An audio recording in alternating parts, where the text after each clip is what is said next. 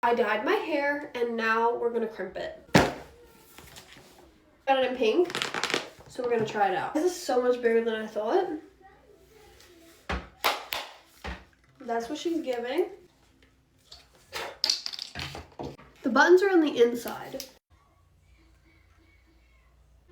I've never done this before.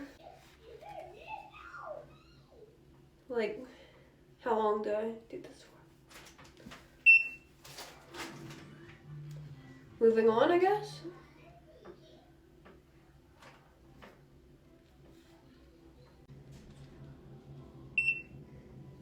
Okay, I don't know how we're feeling about this. This looks a little crazy. What the? That's cool though.